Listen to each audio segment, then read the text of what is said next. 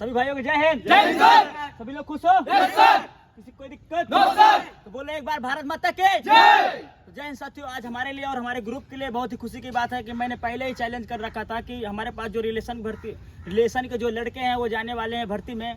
तो मैं बताया था कि वहाँ पे हमारा जो लड़के जाएंगे 4 लड़के हैं, जिसमें से 2 लोग का फिजिकल और मेडिकल, एक का मेडिकल बाकी है, एक का मेडिकल पूरा कंप्लीट हो गया है। तो आज जो मैंने बताया था कि एक अतुल नाम का लड़का, एक दिव्यांशु नाम का लड़का है, वीडियो में जो बताया था मैंने गारंटी लिया था आप लोगों से कि मैं गारंटी देता हूं कि ये लड़के भर्ती मार के आएंगे। तो ये लड़का जो अतुल हमारे सामने जो खड़ा है, ये अपना फिजिकल और फिजिकल क्लियर करके आ गया। सबसे पहले बताता था तो महार रेजिमेंट में सागर में जो भर्ती थी उसमें मैंने साथ में भी गया था, तो उसमें इस भाई का 100 का फिजिकल था, मैंने वीडियो डाल चुका हूँ। और उसमें आपको ये भाई ने चेस्ट से बाहर हो गया था। फिर उसके बाद दूसरे दिन महाराष्ट्र में भर्ती थी अटलरी सेंटर में, और उसमें इस भाई ने जाके अपना गुड 88 का फिजिकल क्लियर किया। तो सबसे पहले भाई के लिए ताली बजा देगा। तो कहते हैं ना कि मेहनत करिए, आप जितना आप मेहनत करेंगे सफलता एक दिन जरूर मिलती है। तो सबसे पहले एक शायरी मार देता हूँ कि रख हौसला वो मंजर भी आएगा, रख हौसला वो मंजर भी आएगा, प्यासे के पास चलकर समुंदर भी आएगा, और थक कर न बैठ ए मंजिल के मुसाफिर, मंजिल मिलने का मजा भी आएगा। भारत माता के जय। तो आज हमारे सामने अतुल अपना फिजिकल क्लियर करके आ चुका है। तो बहुत खुशी की बात है कि हमारे बीच दौड़ता था, हम इतना मेहनत करवाते थे और जितना हमने बोलते थे उतना हमारा अतुल करता था। और इसीलिए अगर वो लड़का अगर मेहनत कर रहा है, हमारी बताई हुई बातें बगैर मेहनत कर रहा है, तो हम गारंटी ले सकते हैं, क्योंकि हमने पहले ही गारंटी लिया कि भाई फिजिकल क्लियर करके आएगा। तो अतुल से हम पूछते हैं यहाँ का जो प्रैक्टिस था वो कैसा था, और वहाँ का उस ग्राउंड की जो जहाँ पे आप भर्ती मारे हैं वहाँ पे कितने बैच बना था और क्या सिस्टम है, पूरी जानकारी देंगे।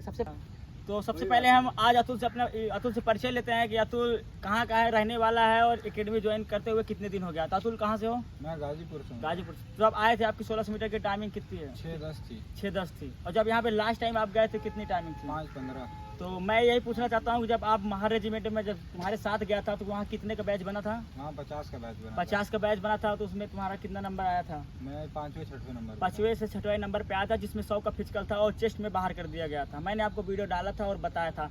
फिर उसके बाद आप नासिक में जब गए तो आपको वहाँ पे कितने का बैच बना था? वहाँ 150 का बैच बना। 150 का बैच। जिससे अगर यहाँ पे कोई भाई प्रैक्टिस कर रहा है, उसकी भर्ती है नासिक में, तो उसको किस प्रकार दौड़ना चाहिए कि वहाँ पे भर्ती क्लियर कर सकता है? वहाँ पे मतलब हड़बड़ी नहीं करना है, और अपने टाइमिंग सबको मिलता है बराबर 5:45। तो जो मेहनत किया रहेगा वहाँ पे रेस मार देगा।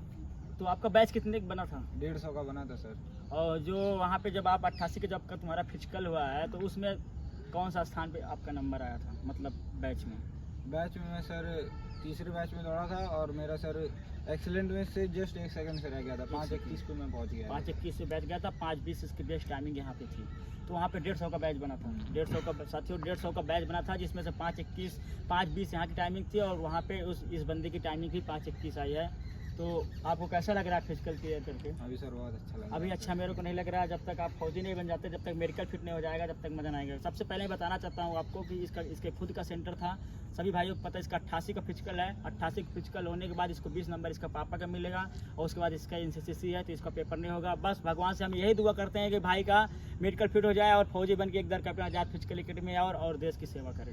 तो बहुत अच्छा लग रहा है कि हमने प्रैक्टिस बढ़िया करवाया था, और भाई काफ़ी मेहनत किया है, और यहाँ पे जितना बोलते थे उतना करते थे। जो भी भाई यहाँ पे जो जैसे जा रहा है भर्ती में, उसको वहाँ पे डरना कैसे आगे लगना है, जैसे हमने यहाँ पे बताया था कि आपको भर्ती में आगे कैसे लगना है, तो आप उसको के लिए क्या बोलना चाहते हैं? वहाँ पे जैसे जब भी एंट्री होती है तो एंट्री में कोशिश करना है कि पहले या दूसरे बैच में भागें। उसके बाद से अंदर जाने के बाद आपको हड़बड़ी नहीं करनी किसी भी चीज़ के लिए, सबको बराबर मौका देते हैं वहाँ पे। और जब भी रनिंग का मौका मिले बैच में, जहाँ भी लोगों को घबराना नहीं है कि हम पीछे लग गए, हम आगे लग गए, सबको बराबर टाइम दिया जाएगा, तो आप रेस क्लियर कर दोगे। रेस क्लियर कर दोगे। तो आप जब मैंने यहाँ पे बीम लगवाता था तो बढ़िया बीम लगती थी, वहाँ पे जब आप बीम लगा रहे तो क्या मैं यहाँ पे अच्छा करा रहा था, वहाँ पे आपको सेम मिल रहा था कि थोड़ा इधर डिस्टेंस था? नहीं, वहाँ पे जब भी आप जाओ तो जैसे 4 लड़कों को अगर लटकाया गया तो चारों एक साथ करेंगे तो ज़्यादा अच्छा है, क्योंकि अगर कोई धीरे करेगा तो उसकी वजह से आपका भी खराब होगा या आपकी वजह से दूसरे का भी। ये सब बातें मैं भी यहाँ तुमको बताता था कि अगर तुम्हारे ग्रुप में अगर 4 बंदे अगर बढ़िया लड़के हैं तो आप साथ में ही बीम लग जाएगी, तो आपको बीम में कोई प्रॉब्लम नहीं आई ना, लग गई ना बीम। तो साथियों बीम भी कंप्लीट हो गया, सब कुछ कंप्लीट हो गया। जो भी लड़का, पहले बात तो हमारा लोकुस है, भाई के लिए एक शायरी मारेगा और ज़बरदस्त शायरी रहेगी। आ जाओ भाई के लिए ताली बजाइएगा, ठीक है? कि जहाँ देखो इक्स के बीमार बैठे हैं, जहाँ देखो इक्स के बीमार बैठे हैं, हजारों मर गए मगर लाखों तैयार बैठे हैं। कर लेते हैं लड़कियों के पीछे जिंदगी बर्बाद और कहते हैं सरकार से हम बेरोजगार बैठे हैं। इसीलिए कहते हैं कि अगर आर्मी में जाना है तो पसीना बहाना पड़ेगा। तो ये मोटिवेशनल शायरी है। देखिए, प्रैक्टिस के बाद थोड़ा मनोरंजन हो जाता है तो लड़के खुश रहते हैं कि मेहनत करने के बाद थोड़ा बहुत मनोरंजन जरूरी है।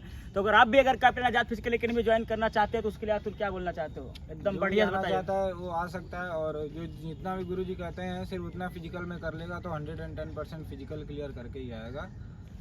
तो देखिए, जैसे ये अतुल बोल रहा है कि अगर इसका फिजिकल अगर क्लियर नहीं हुआ होता तो ये नहीं बोलता, क्योंकि फिजिकल क्लियर हो गया है इसीलिए बोल रहा है। तो अगर साथियों अगर आप इंडियन आर्मी की तैयारी कर रहे हैं तो सबसे पहले आज देख लीजिए, अगर इंडियन आर्मी की तैयारी कर रहे हैं, अगर आप भर्ती में जा रहे हैं, बहुत से लोग जो फर्जी बताते हैं कि नहीं सिलेक्शन नहीं हुआ है, अगर आप वहाँ पे आपका रनिंग क्लियर हो जाता है, अगर बीम क्लियर हो जाता है 88 नंबर का, उसके बाद जब आपको डॉक्यूमेंट्स के बाद आपको ये टोकन मिलता है मेडिकल के लिए, तो इस भाई का टोकन मिल चुका है मेडिकल के लिए। ये बहुत ही मस्त जानकारी है। बहुत से लोग बोलते हैं कि भर्ती नहीं हुआ है, ये है वो है, तो ये देखिए ये प्रूफ होता है। अगर इसको आप लेके जाएंगे तभी आपका मेडिकल होगा, तभी आप फौजी बन जाएंगे। जब तक आप मेडिकल नहीं होगा आप फौजी नहीं बन जाएंगे। तो ये टोकन आप लिए हैं, अच्छा लग रहा है आपको? ये सबको नहीं मिलता, जो भर्ती क्लियर करेगा उसी को मिलेगा। नहीं, ऐसे ऐसे लड़के हैं जो जाते हैं और रनिंग नहीं क्लियर करते, उनको गेट के भर्ती में जाते हैं और भर्ती में जब रनिंग नहीं निकलती ना तो उनसे पूछिए उनको कैसे भगाया जाता है। तो इनको रनिंग क्लियर करने के बाद इनको फुल इज्जत मिलती है और मिलती रहेगी। जब फौजी बन जाएंगे तो इनको लास्ट तक इज्जत मिलती रहेगी। आप भी कैप्टन आजाद फिजिकल एकेडमी ज्वाइन करना चाहते हैं तो बिल्कुल आ सकते हैं। जो आपकी रहने खाने का जो चार्ज है वो 4000 रुपये, जो ट्रेनिंग फीस है वो मात्र 3000 रुपये है। वो वाइट टाइम है, जब तक आपका फिजिकल क्लियर नहीं हो जाएगा, जब तक आप फौजी नहीं बन जाएंगे, मात्र 3000 रुपये में कराया जाएगा। तो बोलिए भारत माता की जय।